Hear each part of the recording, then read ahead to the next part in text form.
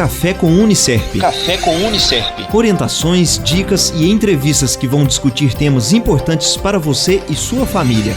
Fique ligado, Café com Unicerp, toda quarta-feira às 9 horas, dentro do Show da Manhã, na Difusora FM 95,3.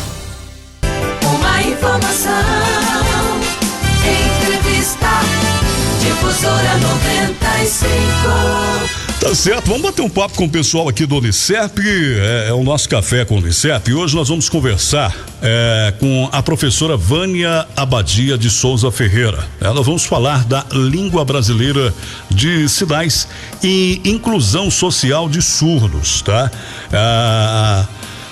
A professora Vânia, atualmente ela atuante, melhor dizendo, em comunidade surda desde 2002. Ela possui graduação em pedagogia pelo Unicerp, graduação em ciências matemáticas pela FIP, estudante de letras Libras, aprovada pelo ProLibras, Proficiência do MEC, especialista em Libras pelo Centro Universitário Barão de Mauá e também Faculdade de Ciência Venceslau Braz. Educação especial pelo Unicerp, apresenta experiências na alfabetização e letramento de crianças surdas, fluente na tradução e interpretação de língua brasileira de sinais Libra. E também vamos conversar com o Reinaldo de Lima, pedagogo, possui graduação em pedagogia pelo Unicerp, isso em 2015, participa de movimentos voltados para surdos e de conscientização, melhor dizendo, da população ouvinte. Atualmente faz parte do corpo técnico administrativo do Unicerp. Primeiramente, uma das dúvidas, que a gente muitas das vezes tem, professora Vânia, eu queria que a senhora falasse, antes de eu questioná-la sobre algumas dúvidas que as pessoas têm, queria que a senhora falasse da linguagem brasileira de sinais, que é Libra. Bom dia, seja muito bem-vinda. Bom dia, é um prazer estar aqui falando com vocês de um tema tão importante para a inclusão, social da pessoa surda. Bom, Libras significa Língua Brasileira de Sinais, é a primeira língua da pessoa surda do Brasil e a segunda língua reconhecida aqui no nosso país.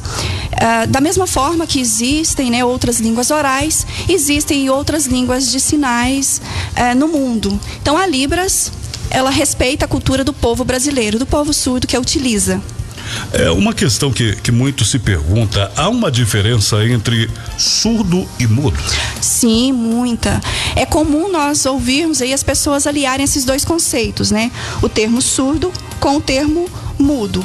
Mas de acordo com o decreto 5626, surdo é aquela pessoa que compreende e interage com o mundo através da visão, manifestando a sua cultura, através da língua brasileira de sinais. E a pessoa surda, ela tem essa limitação auditiva, ao passo que a pessoa muda, ela ouve, porém ela não faz uso do seu aparelho fonador, que é o conjunto de órgãos responsável pela emissão dos sons. Então esse termo, apesar de muitas pessoas utilizarem, não é correto. Não é correto dizer surdo-mudo, porque, como eu disse, os surdos, muitas vezes eles não aprenderam a falar, mas o aparelho fonador funciona. Então, dessa forma, o termo surdo-mudo tem sido encarado pela cultura surda como um erro social. Então, surdo é o conceito adequado para se referir à pessoa que não ouve, a pessoa surda. Há uma situação também que a gente questiona, a pessoa que ela é muda, mas ela ouve muito bem. Há uma dificuldade de ensinar estas pessoas, ou essas pessoas são mais fáceis? Então, a pessoa, como eu falo com você, a pessoa surda, ela faz uso da língua brasileira de sinais, e a primeira língua dela é a Libras, e a língua portuguesa na modalidade escrita, a segunda língua. No caso, a pessoa muda, ela ouve muito bem, mas a forma como ela vai te responder é que vai ser diferenciada. Então a Libras, ela pode ser utilizada também com a pessoa muda, mas de uma forma, né, não como primeira língua, e sim como uma comunicação alternativa.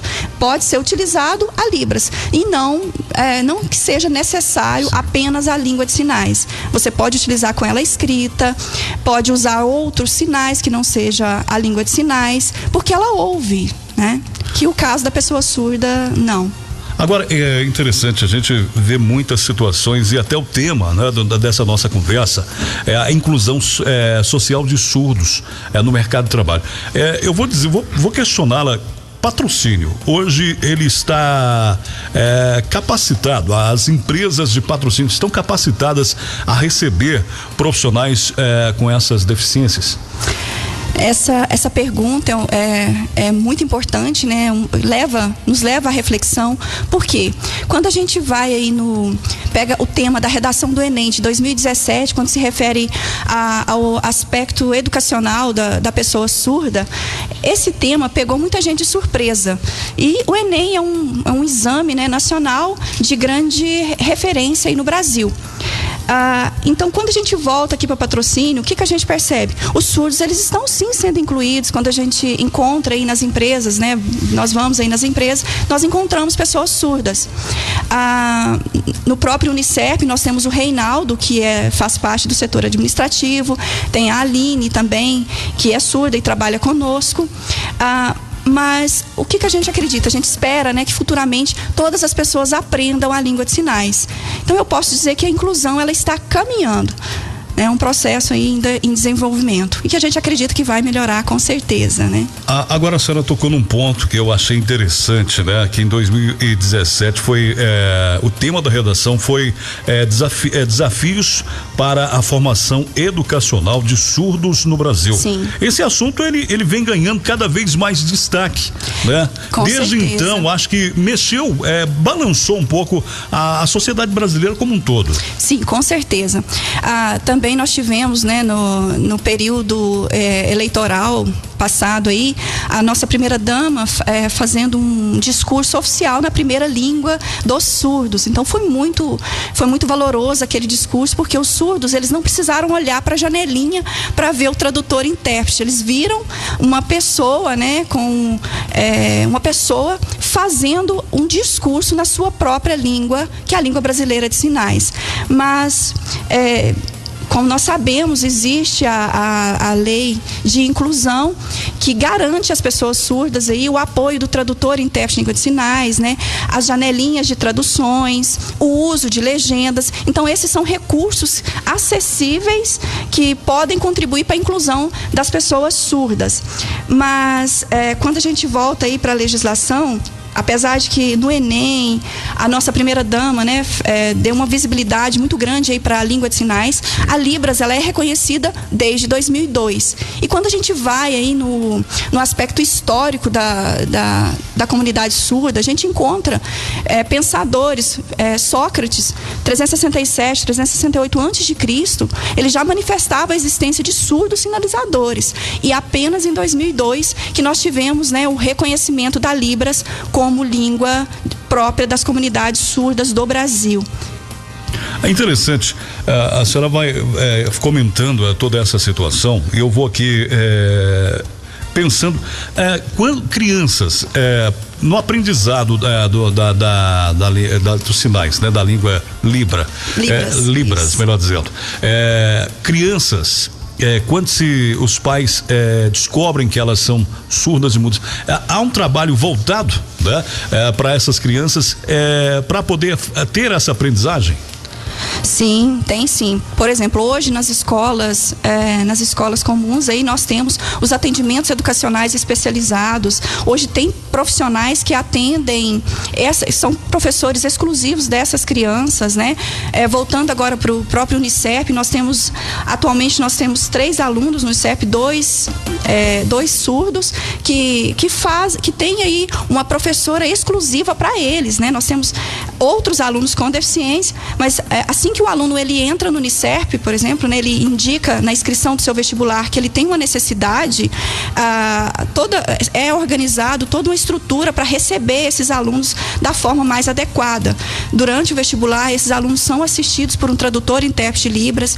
Nos momentos, né, ele sendo aprovado no vestibular, é feito sim tem todo um aparato aí para acolher eles e incluí-los da melhor forma possível. E nas escolas comuns hoje na rede estadual, voltando, né, que é uma das instituições que eu trabalhei por muitos anos, nós temos aí a Letícia da superintendência, a Graciela e o setor de inspeção, que pode orientar melhor essas famílias, mas tem sim, a pessoa entrando na escola comum, eles vão se organizar e preparar uma pessoa ou preparar um professor, um tradutor e intérprete livres para acompanhá-los, e em horário contrário, existem esses atendimentos educacionais especializados que são feitos em salas de recurso, né? Onde um profissional vai trabalhar a língua portuguesa na modalidade escrita, dentro dessa sala de recurso, o ensino da língua portuguesa e conceitos que são trabalhados na sala de aula no horário normal, trabalhando em língua de sinais nas salas de recurso, né? E no Unicerp também nós temos o NAP, que é o Núcleo de Apoio Psicológico, que atualmente quem atende é a professora Maria Helena, que atende os nossos alunos lá também, né? Que precisam de algum tipo de atendimento.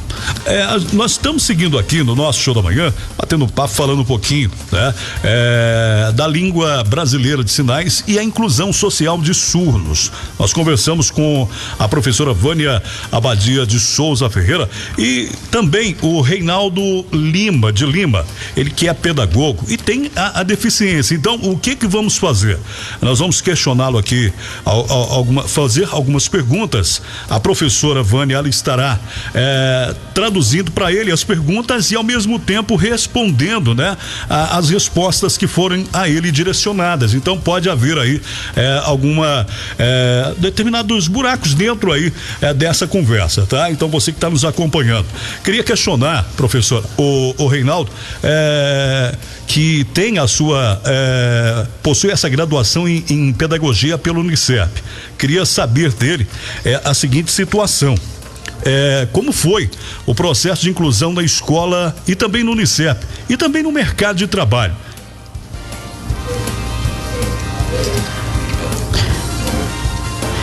Então, inicialmente, quando ele era criança, com seus 4 anos, ele estudou na PAI de Patrocínio, né? O tempo foi passando, e lá não tinha o tradutor e intérprete de língua de sinais.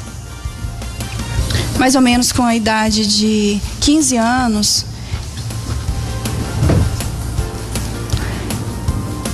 ele foi, né, estudar apenas na escola Irmã Gislene.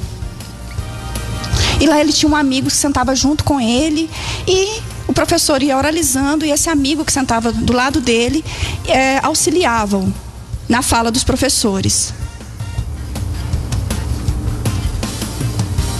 Aí em 2012 ele começou a estudar no Unicerp, né, fazendo o curso de pedagogia, estudando, né, pedagogia.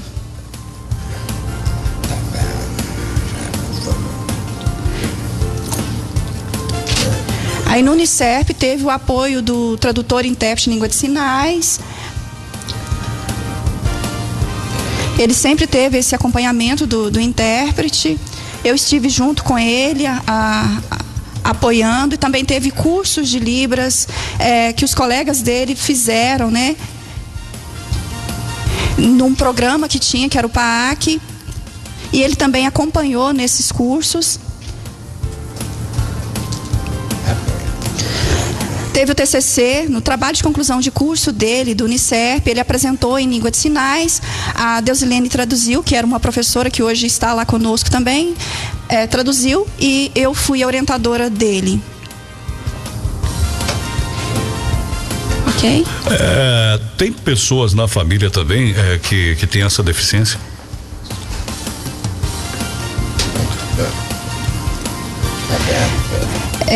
Na família dele não tem surdos. Ele teve a mãe dele, né, no período de gestação, teve a rubéola e ele nasceu surdo. E ele está me informando que a sua noiva, né, é surda também. E como é que é a comunicação dele no dia a dia?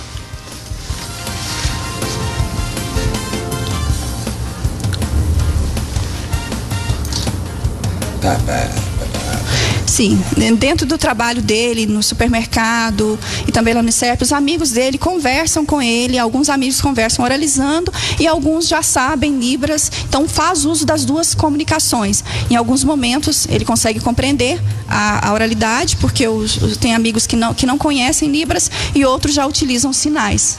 Interessante, até o Juninho está me falando aqui que ele, além do Unicef, ele também tem um outro trabalho, me parece que é no supermercado Bernardão, né? Sim, ele está me respondendo que sim, ele trabalha de manhã e à tarde no supermercado Bernardão. Há 18 anos que ele trabalha no supermercado Bernardão. E 3 anos que ele está hoje, né, como colaborador na parte administrativa do Unicef. Interessante você conversando com ele aí, traduzindo as minhas perguntas, e o Juninho, a gente vai no decorrer, a gente vai facilmente compreendendo a fala dele, os sinais que ele vai fazendo. Agora, como é que é a comunicação dele no dia a dia no trabalho?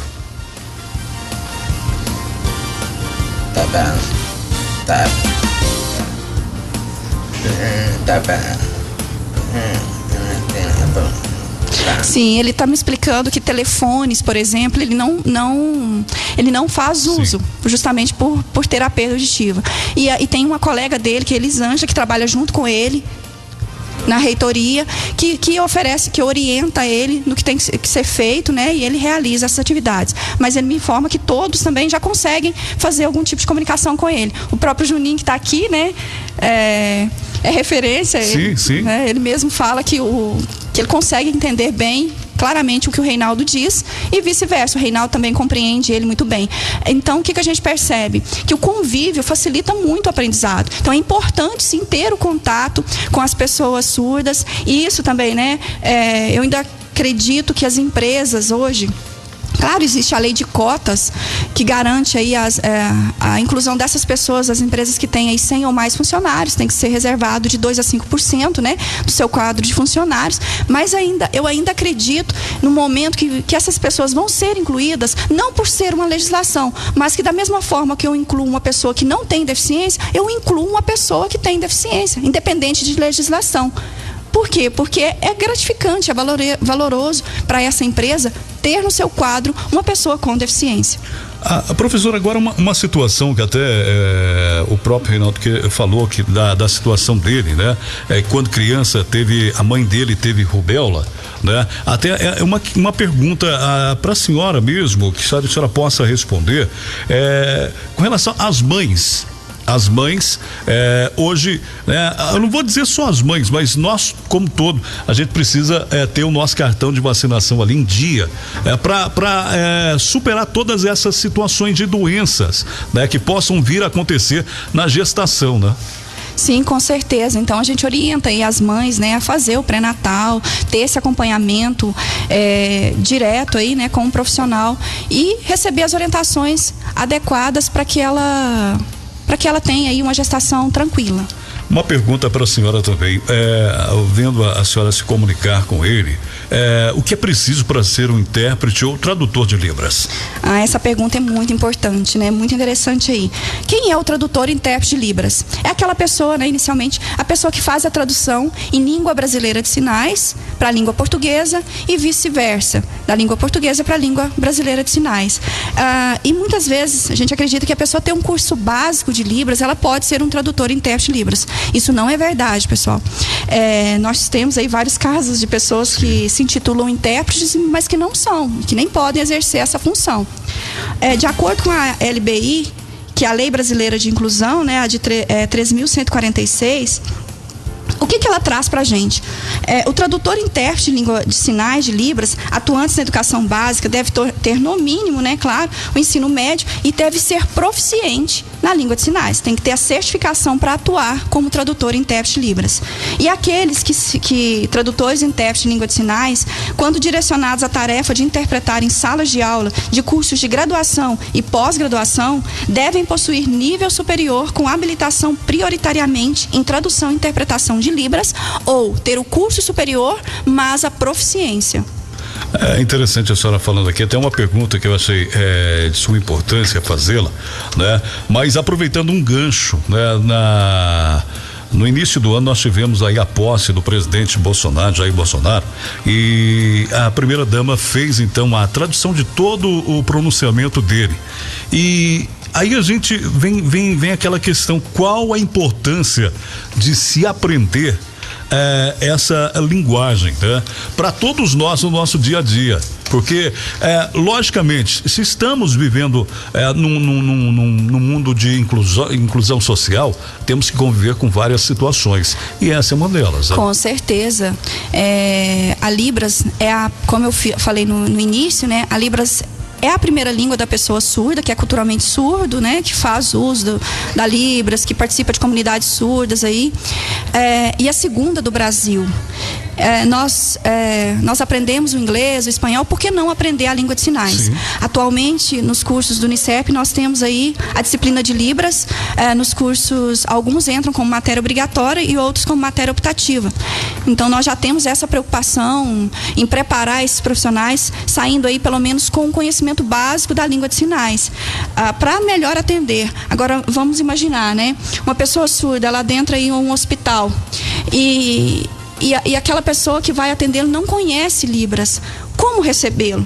Então, a importância aí da gente aprender a língua de sinais e buscar conhecer as formas de oferecer acessibilidade para essas pessoas.